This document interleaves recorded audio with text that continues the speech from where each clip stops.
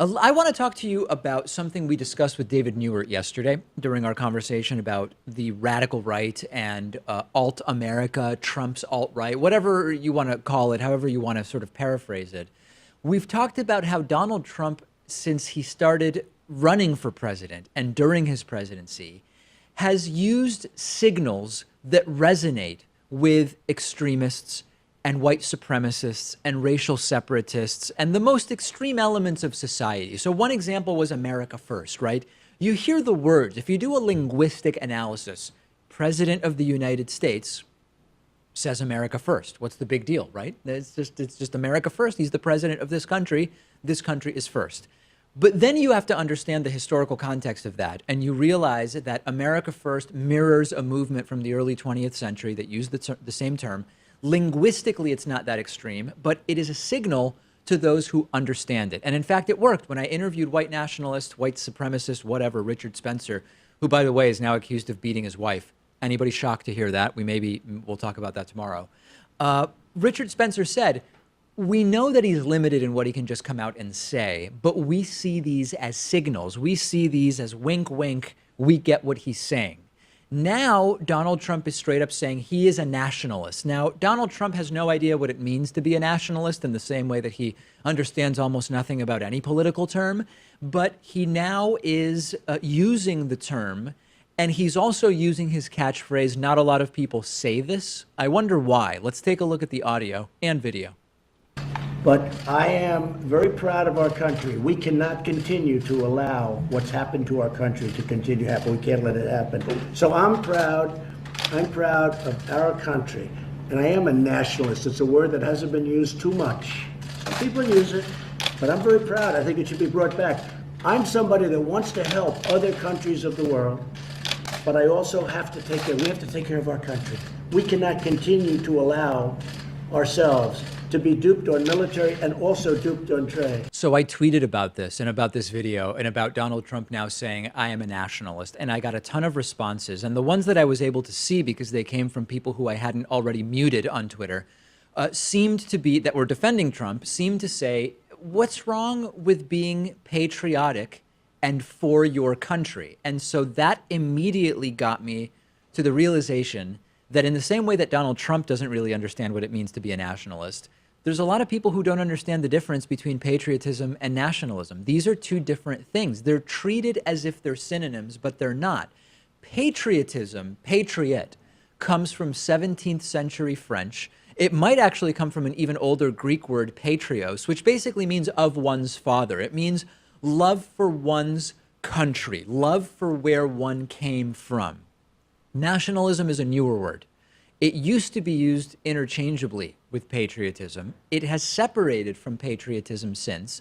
And nationalism now means exalting one nation above all others and placing primary emphasis on promotion of its culture and interests as opposed to those of other nations or supranational groups. Nationalism has an exclusionary element that patriotism, when it's at least properly defined, doesn't have. There are people who consider themselves patriots who do have that exclusionary attitude, but in principle, that is the main difference. Nationalism is often modified with an additional word. Like, for example, we could talk about Hindu nationalism.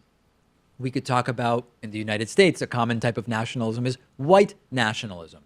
In South Africa, there was Afrikaner nationalism.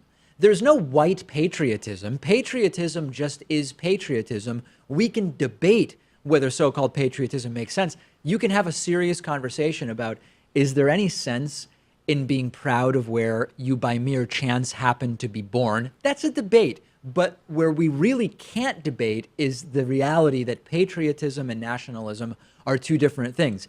If we list patriotic leaders in history, we could say, well, listen, Franklin Delano Roosevelt was a patriotic leader. The New Deal, Social Security, managing the post-Great Depression era, patriotism. Who were nationalist leaders of note, Pat? Ataturk, Ho Chi Minh, Hitler, Kim Il-sung from North Korea, Mussolini, Gaddafi in Libya. This is not great company, but it is Trump's company. Trump calling himself a nationalist has meaning.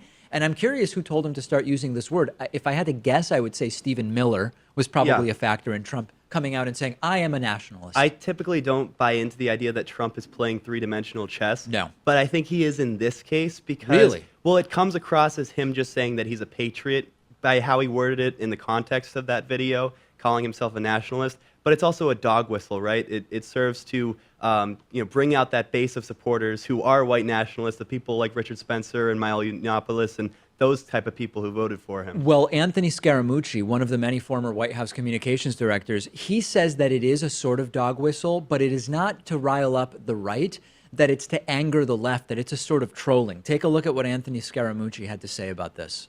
Anthony Scaramucci, are you a nationalist?